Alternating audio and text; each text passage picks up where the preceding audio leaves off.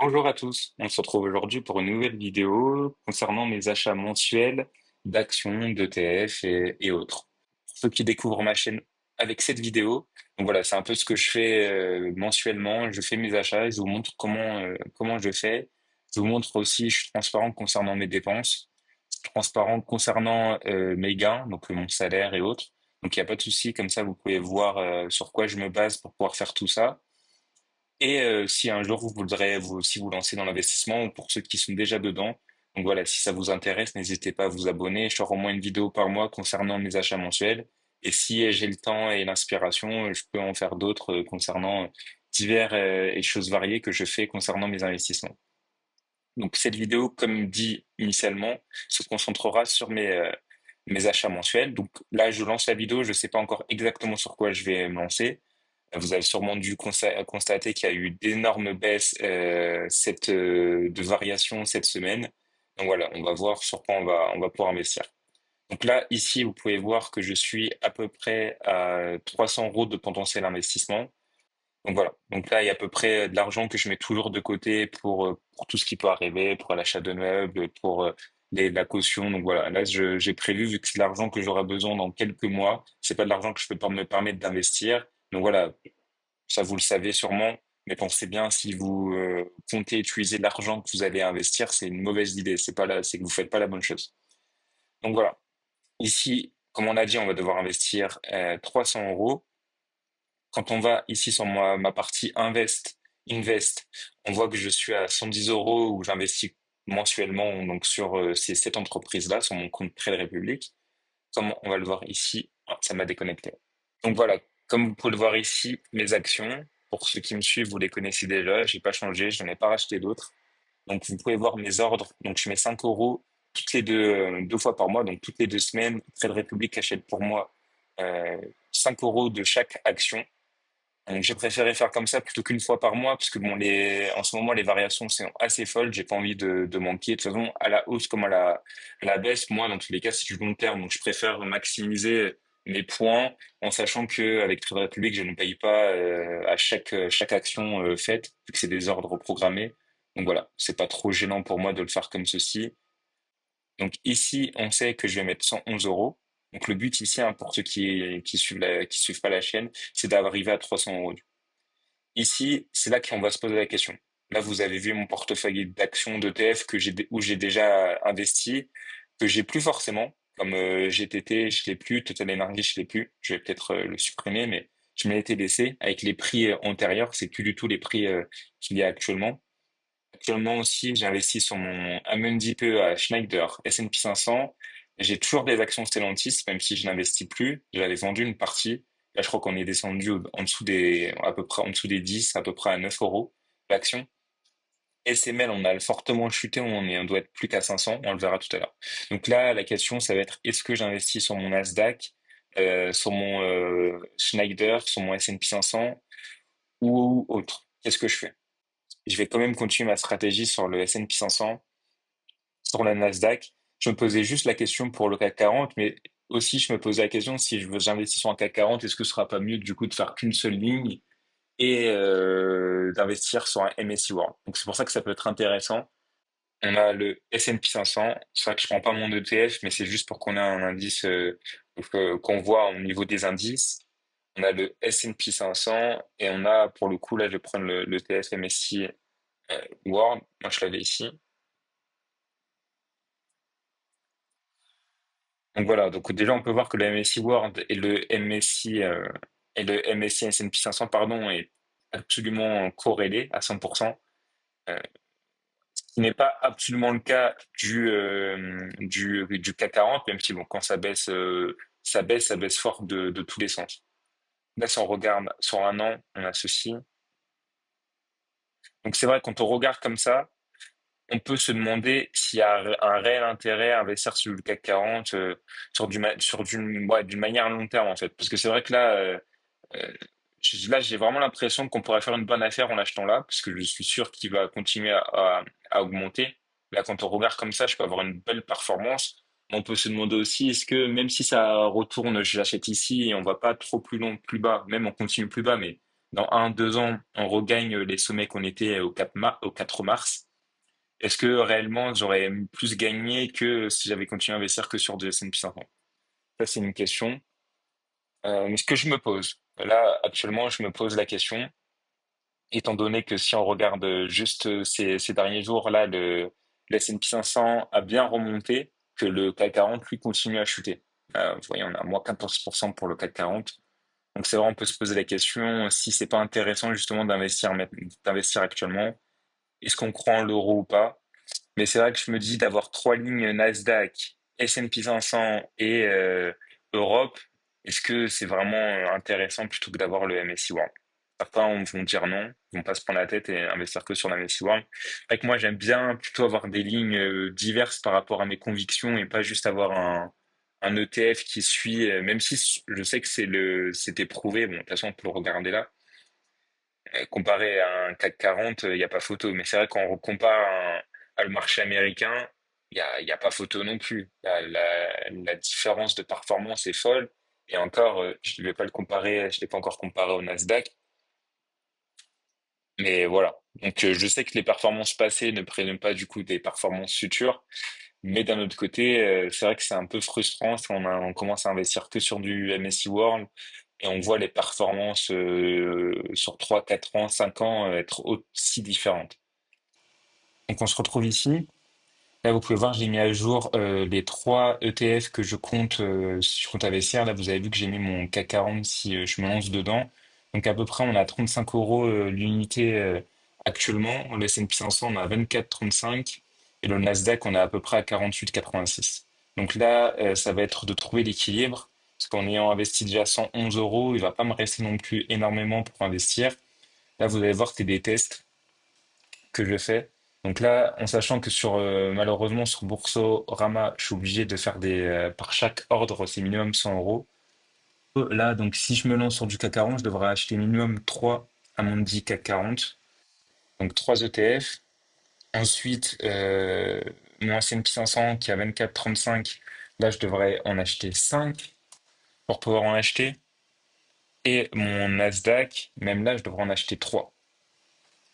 Donc là, on se rend compte qu'on est largement au-dessus de ce que je compte faire, ce que je comptais faire. Là, crypto, là, encore une fois, comme je l'avais déjà dit, je compte pas réinvestir. Donc on a 373 euros, ce qui nous ferait 484 euros. Donc voilà, la question, moi, je vais plutôt me poser, c'est est-ce que j'investirais réellement plutôt dans le S&P 500 ou le Nasdaq? C'est vrai qu'actuellement, le Nasdaq est bien redescendu, mais c'est vrai, vous me dites, c'est pareil que le S&P 500. Il est bien redescendu. Euh, ouais, je pense que je vais quand même rester sur du S&P 500. Je pense que je vais plutôt ouais, rester sur du S&P 500. Donc ouais, je vais pas diminuer. J'aurais beaucoup aimé acheter du Nasdaq pour diminuer mon prix de revient, parce que là, je trouve que c'est des prix qui redevenaient intéressants. Mais bon, qui sait, le mois prochain, Monsieur Trump continuera ses délires et on aura encore un Nasdaq qui sera encore plus bas. Je pourrais encore l'acheter le mois prochain plus bas. C'est peut-être bizarre, mais j'avoue que je l'espère un peu. Donc là, si je fais comme ça, on sera à peu près à 5 S&P 500, 3 CAC 40, et donc ça nous ferait 226 euros d'achat d'ETF, 111 euros d'achat d'actions pour le mois, ce qui reviendra à 337 euros. Donc là, je vais aller tout de suite voir si à l'équilibre ça passe. On va dire avec les frais, on va mettre même 340, ce qui nous ferait 450 euros. Je serai au-dessus de mon total. J'avoue que là, j'ai un peu augmenté mes dépenses, mais bon, je pense que je vais plutôt réduire la partie mobilité, en sachant que le mois de mai s'annonce plus radieux. Pareil, si je l'entretiens de voiture, j'ai mis un pareil à un 350, j'espère ne pas y être. Donc voilà, ça me laissera peut-être de la marge de réaménager mon budget mensuel si je vois que mes dépenses d'entretien ne sont pas aussi grandes que la fourchette que j'ai mis. Donc là, si je mets 400 euros au lieu de 450, on est parfaitement dans les cordes. Donc voilà, je pense qu'on va rester là-dessus. Invest, ça nous fait ouais, 337. Donc c'est parfait. Donc on se retrouve juste après quand j'ai effectué les virements sur mon PEA. Donc on peut voir que les 340 euros sont arrivés. Il restait 10,44 € des dernières transactions. Donc on se rend compte des fortes baisses qu'on a connues cette année. Donc là, avec mon S&P 500, je suis à moins 8%, moins 13% avec mon Nasdaq. C'est pour ça que je vous disais que je trouve que ça aurait été intéressant de l'acheter à 48,63 €, même si ça peut encore aller chercher plus bas. Je l'espère le mois prochain pour que je puisse continuer à l'acheter. Mais voilà, Stellantis, j'en parle pas. Et si c'est une décision que je prends, je ferai une nouvelle vidéo. Je le ferai sûrement demain peut-être ou la semaine prochaine. Et je ferai une vidéo comme ça. Je vais réfléchir aussi et si je le fais où cette centaine d'euros, je vais l'investir. Et du coup, ça m'aura fait une perte de 144 euros sur Stellantis. Donc voilà. Après, il y a des actions sont en forte baisse où je me pose aucun souci. Comme là, je suis à 230 euros sur celle-ci. Et vraiment, à SML, je me fais aucun autre souci. J'aimerais justement avoir assez de liquidité pour racheter une action dans les 500 euros. J'aimerais beaucoup. Malheureusement, je peux pas actuellement le faire. Snyder, pareil, je me fais aucun souci. Nasdaq, bon, Coface non plus. Après, on est encore bien sur Coface. Voilà, petit aparté terminé. Donc là, on va se concentrer sur l'achat, comme on l'a dit, de mon S&P 500. Donc, on s'était dit 5 actions. Donc, c'est parti. On va en acheter 5. 5 actions, 5 ETF. Quantité 5. Ok, non. Comme d'habitude, moi, je me fais toujours marcher tout de suite. Donc, ça, c'est fait. S&P 500 validé. J'actualise pour voir que j'ai bien mes 90 ETF. Donc, c'est le cas. On peut voir que le prix de revient a un petit peu baissé. Donc voilà, j'ai acheté. Ensuite, je vais aller acheter. Bon là, je vais devoir couper parce qu'après, il y aura mes informations dans le trending board. Comment je l'ai choisi. Donc dans le trading board, là, ceux qui sont aussi sur Boursorama, vous reconnaissez où je suis. Donc ici, on avait dit qu'on allait investir 3 dans 3 ETF. Pardon, dans 3 ETF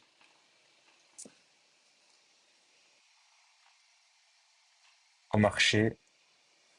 En réfléchissant, je me suis rendu compte que je m'étais planté. Je me suis envoyé 340 euros sur mon PEA. C'est pour ça que je me pose la question, pourquoi il me reste encore 228 euros après l'achat de mon S&P 500? Donc, attendez, avant de acheter ce CAC 40 là, je vais me voir si du coup je peux pas acheter combien il me faudrait pour acheter mon. Donc là, j'ai remis à jour. Du coup, ça me ferait 450 euros d'investissement, parce que 110 euros sont partis sur Trade, sur 110 euros, 111 euros à peu près sont partis sur Trade Republic. Donc là, je me suis envoyé 340 euros sur mon. J'aurais dû envoyer que ça en fait. J'aurais dû envoyer 226 euros. Et ici, je me suis envoyé 340. Donc 340, ouais, c'est pas ce que je comptais faire. Ok, donc là, si on réfléchit, S&P 500, je l'ai fait. Donc là, il faut qu'ici, on soit à peu près à 340. Donc ça, trop tard, c'est fait. Je vais pas encore acheter le S&P 500, me retaper des frais. Donc je pense que je vais plutôt à contre-cœur ou non, mais au moins j'aurai mon stock de CAC 40, je me dis, et au moins je serai pas tenté d'en racheter le mois prochain, à part s'il y a vraiment énormément de baisse, mais je pense que je vais plutôt full CAC 40, hein. J'ai déjà acheté du marché américain, je vais pas racheter encore trop d'actions, trop d'ETF de Nasdaq. Donc si on part là-dessus, ouais, je serai obligé de faire ça, je pense, et après il me restera 20 euros pour le mois prochain. Ça me permettra de virer moins d'argent. Donc c'est parti, on va acheter ça. Donc mon ordre a été transmis. Si j'actualise ici, voilà, on se retrouve ici.